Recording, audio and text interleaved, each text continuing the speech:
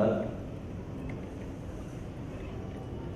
सबसे पहले तो मैं ये सूचना आप लोगों को दे रहा हूँ कि हिंदी साहित्य से जुड़े सभी लोगों को मेरा बहुत ऋणी होना चाहिए कि वैसे तो उसमें बहुत सारे संकट हैं, बहुत चुनौतियां हैं उसके सामने, लेकिन कम से कम एक संकट से मैंने उसको बचा दिया, मैं साहित्य में नहीं गया।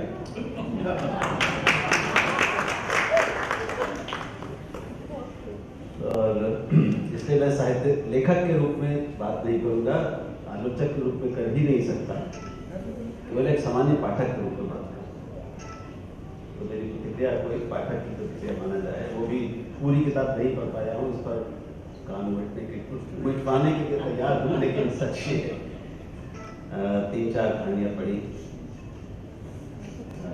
पहले तो मैं इस बात के लिए स्वागत करना चाहता हूँ इस उपन्यास का कि हिंदी साहित्य में मेरी जो भी बहुत सतही जानकारी है उसके बारे में, तो उस जानकारी के हिसाब से ये जो सेना का पक्ष है, सेना के जीवन का पक्ष है, वो लगभग अछूता है। इस पर कुछ ज़्यादा शायद नहीं लिखा गया है और प्रेम जी ने भी इस बात की तस्दीक की। और उसके कई पक्ष हैं, वो बड़ा सतही को एक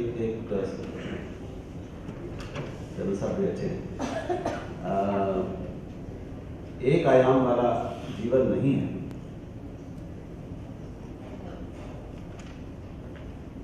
हमारे राष्ट्रीय जीवन के बहुत सारे पक्ष ऐसे हैं, क्षेत्र ऐसे हैं जिनके बारे में हिंदी में कम लिखा गया है।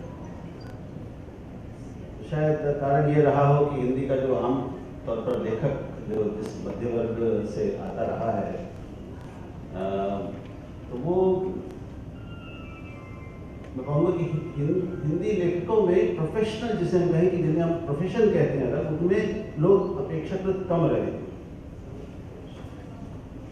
तो या तो सरकारी नौकरी या निजी नौकरी या कुछ व्यापार या कुछ इसी तरह के, शिक्षा, पत्रकारिता, इन्हीं क्षेत्रों से ज़्यादातर हमारे लेखक आए हैं। और कुछ पूर्णकालिक लेखक भी हमारे रहे हैं जो बहुत ही कम है, गिने चुने। तो इतने बड़े जटिल देश में और इतनी बड़ी व्यापक दुनिया में, विविधतापूर्ण देश और दुनिया में इतने अनुभव और जीवन के इतने सारे अलग अलग क्षेत्र हैं, उन क्षेत्रों के जीवन के बारे में अभी हमारे साहित्य में जानकारी और उनका जिसे कहें दस्तावेजीकरण, भी सामाजिक दस्तावेजीकरण नहीं। और हर क्षेत्र के जीवन की अपनी विशिष्टताएं होती हैं, अलग मांगे होती हैं, अलग चुनौतियां होती हैं, दबाव होते हैं और अनुभव होते हैं और अलग संघर्ष भी होते हैं। तो एक तो इसके लिए बधाई वंदना को कि उन्होंने एक बहुत बड़े क्षेत्र के बारे में, जहाँ पे लगभग शून्य जैसा था, तो सैनिकों की पत्नियों के जीवन की एक बहुत अच्छी, ईमानदार और बड़ी पारदर्शी झलक हमारे सामने रखी। एक पाठक के नाते मैं जब पढ़ रहा था तो मुझे भी एक बिल्कुल नए जीवन के बारे में पता चल रहा था कि एक जीवन जीने का तरीका ऐसा भी है। ऐसे भी परिवार हैं जो हमारे मित्र ही हैं, लेकिन वंदना भी मित्र हैं, कुछ और अपने परिवार में भी सैनिक हमारे परिवार में भी हैं, लेकिन उनके पारिवारिक जीवन के बारे में, उनके पारिवारिक जीवन की चुनौतियों के बारे में, उनके सैनिक जीवन के बारे में भी हमारी जानकारी बहुत। अंग्रेजी में तो ये रहा है, कई ऐसे लोग हुए हैं जिन्होंने किसी एक क्षेत्र को पकड़ लिया और उसमें इतनी गहराई से डूब कर उन्होंने अध्ययन किया कि बिल्कुल बेस्ट सेलर उसमें से निकले। जैसे एयरपोर्ट हम ले सकते हैं, आकर हेली ने पूरी श्रृंखला बताई अस्पताल के जीवन पर, एक एयरपोर्ट के जीवन पर। हमारे यहाँ लेकिन एक अस्पताल के जीवन पर आपने लोकेल की बात की कि दरअसल इस उपन्यास का जो नायक है वो वंदना यानी कुसुम तो कम है, लेकिन वो चौधरी विहार है जिसमें ये सारे पात्र जीते हैं अलग अलग भूमिकाओं में, अलग अलग चुनौतियों के साथ, अलग अलग अनुभवों के साथ। और वो भले ही एक कॉलोनी हो, लेकिन उसमें हर परिवार एक दुनिया है, तो उसमें कितनी सारी जीवन अलग अलग जिए जाते हैं। और एक अपने देश में शुरू से कुछ ऐसा रहा है कि जो सेना और सैनिक जीवन, सैनिक मुद्दे, इन पर वैसे भी हमारे देश में सार्वजनिक विमर्श में जगह इसको बहुत कम दी गई।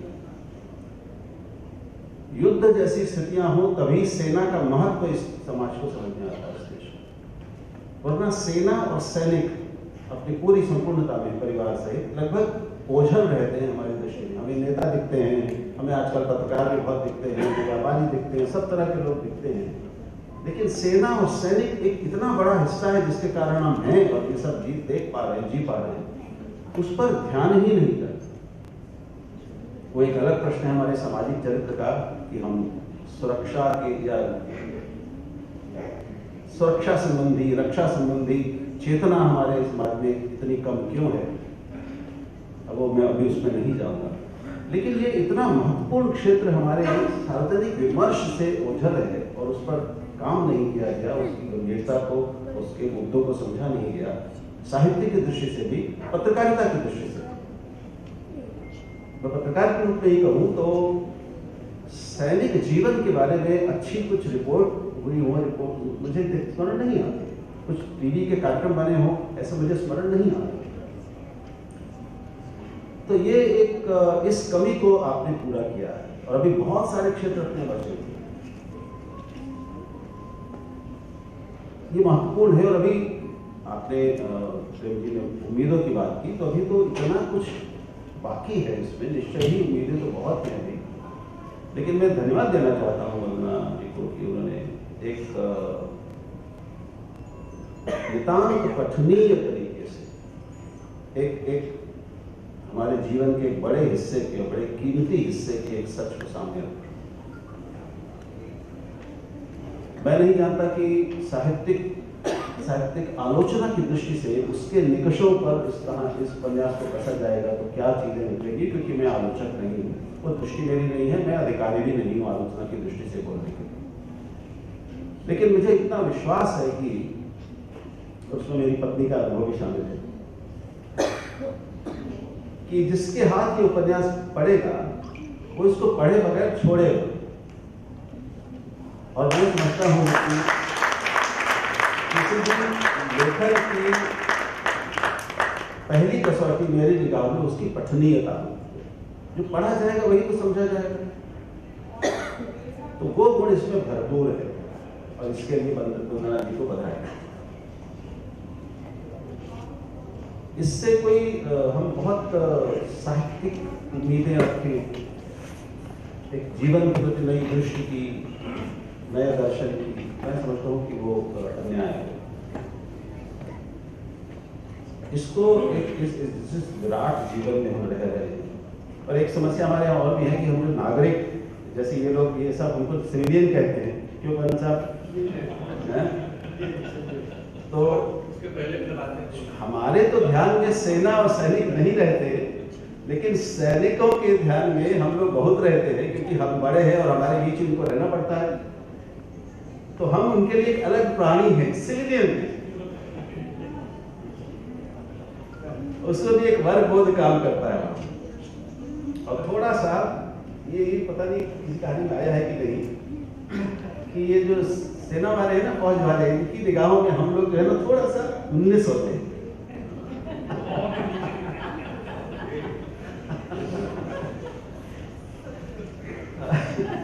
और उसके विस्तार में मैं नहीं जाऊंगा, क्योंकि परिवार में वो वैसे परिवार भी हैं कुटुंब में, तो वो अपना अनुभव भी रहा है कि हमको घास नहीं ज्यादा डाली जाती थी पारिवारिक सम्मेलनों में, समारोहों में। सिविलियन है, ये क्या जाने अनुशासित जीवन कैसा होता है, सेना का जीवन कैसा होता है, ठीक से जीना कैसा होता है, बहुत सारी चीजें। तो लेकिन ये जरूरी है कि ये दोनों अलग अलग दुनिया जो है ये पास आए, करीब आए, और उनको पास लाने में आपने एक बड़े महत्वपूर्ण और बहुत रोचक, पठनीय और पारदर्शी, ईमानदार पुल को बनाया है। इसके लिए आप सबका अभिनंदन।